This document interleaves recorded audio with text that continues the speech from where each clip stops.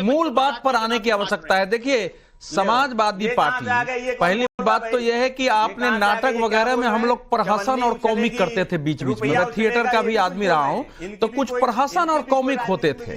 तो प्रहसन और कॉमिक अगर कोई पार्टी शिक्षा के नाम पर करने लगती है तो वो स्वयं अपना प्रहसन करवा लेती है, स्वयं वो अपना कॉमिक बना देती है। क्योंकि आप क्या नीचे दरी बिछा के इस गर्मी में बच्चों को, छोटे छोटे बच्चों को 6 साल, 7 साल, 8 साल, 10 साल, 12 साल के बच्चों को बैठाकर और ये पढ़ा रहे हैं? क्या इस देश में, सुनिए, आप समझ, मुलायम सिंह यादव ने कभी क्या पिछड़े विद्यालय चलाए थे? लालू यादव ने तो चरवाहा विश्वविद्यालय चलाए थे। क्या समाज के अंदर अगर पीडीए करके और बाकी अगर बच्चे खेलते हुए उसमें आ जाएंगे, उसको धक्का मार के आप निकालेंगे उसमें? छोटे छोटे बच्चों के मन में जहर भरना, उनको अभी से अपनी राजनीति रटाना, ये बच्चों के प्रति अपराध है, शिक्षा के प्रति अपराध है, राज्य के प्रति अपराध है। मैं सभ्य भाषा में कह रहा हूं आपको। नहीं, सुनिए, आप सबके बीच में बोलते हैं, मैं बीच में किसी का नहीं बोलता हूं। और इसी कारण आप बोल रहे थे तो रोहित अग्रवाल ने आपके बीच में हस्तक्षेप किया है, क्योंकि आपको दूसरा कोई उत्तर दे दे अच्छा होता है। नहीं, समाजवादी पार्टी की हैसियत है कि सरकार के पैरेलल स्कूल खड़ा करके वो चलाएगी। क्या ये प्रहसन करते हैं उसमें अखिलेश यादव पढ़ाएंगे? निवेदन करता हूं वरिष्ठ पत्रकार। नहीं, सुनिए, आपको जितनी गालियां देनी है, अगर समाजवादी पार्टी ने अपने प्रवक्ताओं को ये कहा है कि इनको गालियां दो टीवी पर, इनको अपमानित करो और समाज को पिछड़े दलित अगरों में बांटो और संघर्ष कराओ, तो आप कर रहे हैं, करिए। ये अखिलेश जी को मुबारक हो, ऐसी नीति अगर कर रहे हैं तो। नया समाजवादी बने, मैं पर्सनल टिप्पणी नहीं करता हूं। सैकड़ों समाजवादी हमारे मित्र रहे, आज भी मित्र है। इस प्रकार की भाषा कोई बोलता है, ये दोहरा रवैया, एक शब्द जो है, एक शब्द इनके मुंह से नहीं निकला कि हम इसको परिणत करेंगे, हम सरकार का विरोध करते हुए चलाएंगे। और नहीं, समाजवादियों में भी, सुनो, समाजवादियों में भी अगर आर से राजनारायण पढ़ा देते, स्वतंत्रता सेनानी रहे हैं, समाज नारायण में भी अगर नरेंद्र नाथ पढ़ा देते, एन से जो समाजवादी नेता रहे, अगर आर से राम मनोहर लोहिया पढ़ा देते, अगर अरे सुनिए, एम से मधु दंडवते पढ़ा देते, सब स्वतंत्रता सेनानी रहे हैं। अगर नहीं, आप सवाल तो यही है कि एक परिवार आइडियोलॉजी को, वो किस आइडियोलॉजी को बिलोंग करते हैं, वो क्या बोल रहे हैं, उनका जवाब अगर आपके पास है तो बोलिए। व्यक्ति के आपके पास जवाब नहीं है तो आप उन पर सवाल टिप्पणी करता है। देखिए, ये व्यक्ति के पास विचार खत्म होता है, सुनिए, उसका उत्तर देने के लिए मैं प्राप्त हूं।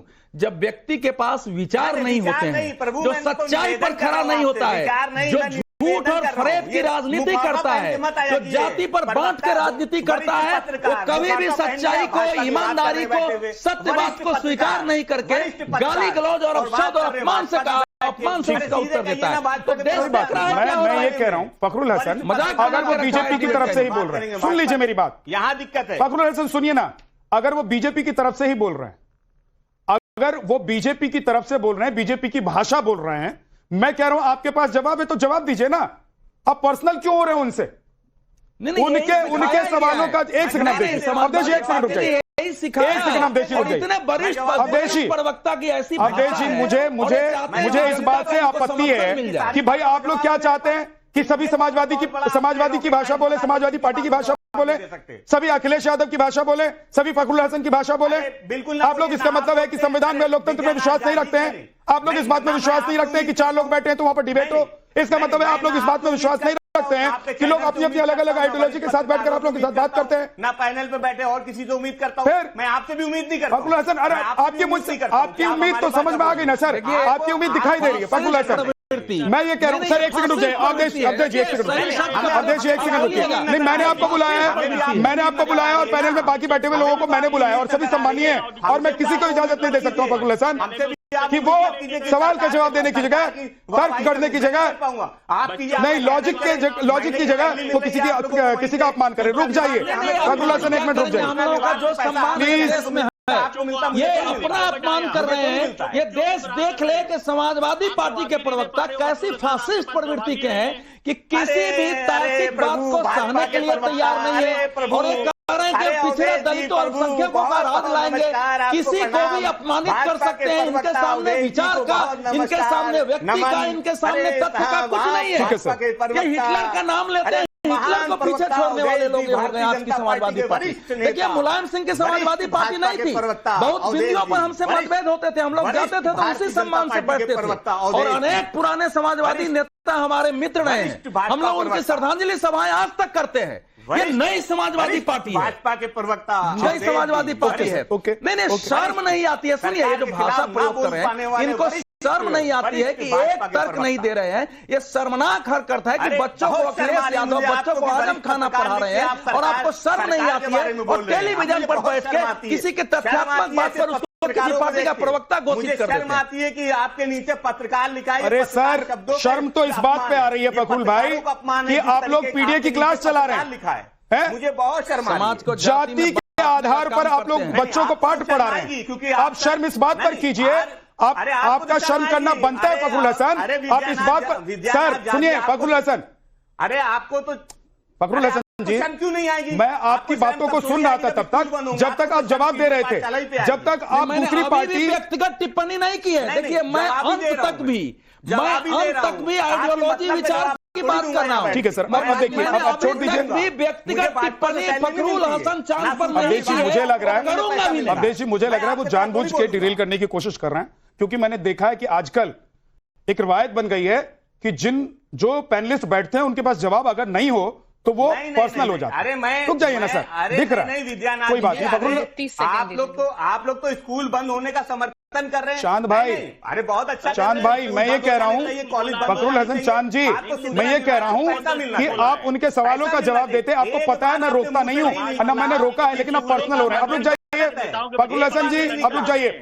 सिर्फ सुजाता पांडे का ऑडियो ऑन एयर जाएगा, बाकी लोगों की आवाज नहीं जाएगी। मैं पहले बता दे रहा हूं क्योंकि इस तरीके से डिबेट नहीं हो पाएगी। फिर मैं वापस आऊंगा, आप लोग बोलिएगा, जिनको अपना पक्ष रखना है अपना पक्ष रखिएगा।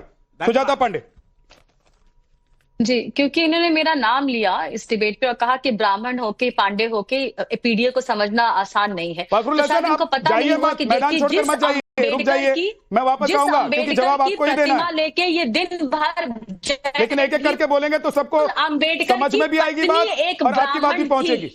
तो ये बात इनको पता होनी चाहिए। तो अगर मुझे समझ में नहीं आती तो शायद अंबेडकर जी की पत्नी को भी समझ में नहीं आती होगी। दूसरी बात, ब्राह्मण होना या किसी भी धर्म का होना या जाति का होना, इस देश ने संविधान ने सबको बराबर का हक दिया है। मुझे अपने ब्राह्मण होने पे गर्व है, जैसे दूसरे को अपनी जाति पे गर्व है, और इस बात में मुझे कहने में कोई संकोच नहीं है। और तीसरी सबसे इंपॉर्टेंट बात कि पीडीए का जो ये मुझे मतलब समझा रहे थे, शायद ये जो मतलब है इन्हें अखिलेश यादव से पूछना चाहिए था कि जो अखिलेश यादव जब यूपी में वोट मांग रहे थे घर घर जाके, तो उन्होंने खुद कहा था कि पीडीए में जो पिछड़ा है, दलित है और जो अल्पसंख्यक है, उसमें पीडीए में आगे का जो अगड़ा भी जुड़ा हुआ है, वो अल्पसंख्यक भी है, वो अगड़ा भी है, और बाद में उसको माइनॉरिटी भी दे दिया था। तो पहले तो आप अपने नेता से क्लियर कर लीजिए कि पीडीए में अगड़ा है या नहीं, क्योंकि वोट के वक्त में तो झोली फैलाए सारे नेता आ जाते हैं और उनको सब सारे समीकरण सही लगते हैं। और यहाँ डिबेट में बैठ के एक महिला की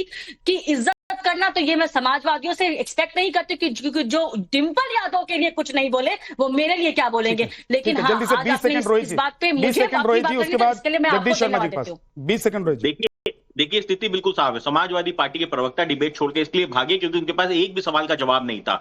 बच्चों को आपने दरी पे बैठा दिया और इनके कार्यकाल में स्कूलों में दरी ही थी। आज एक भी स्कूल आपको नहीं मिलेगा जहां पे दरी पे बच्चे बैठ रहे हो, उसको अपग्रेड किया गया है। और समाजवादी पार्टी का चरित्र देखिए, छोटे छोटे बच्चों को जातियों के नाम पे बांट रहे हैं, जातियों के नाम पे जहर घोल रहे हैं। जिन बच्चों को सरनेम का मतलब नहीं पता है कि उनके आगे सरनेम क्यों लगा हुआ है, उनको जातिवाद के नाम पे बांट रहे हैं। क्या कोई ठाकुर ब्राह्मण या वैश्य समाज का बच्चा अगर आ जाएगा तो उसको भगा दे रहे हैं पीडीए के पाठशाला से? आप देखिए स्थिति देखिए, समाजवादी पार्टी के कार्यालय के अंदर एक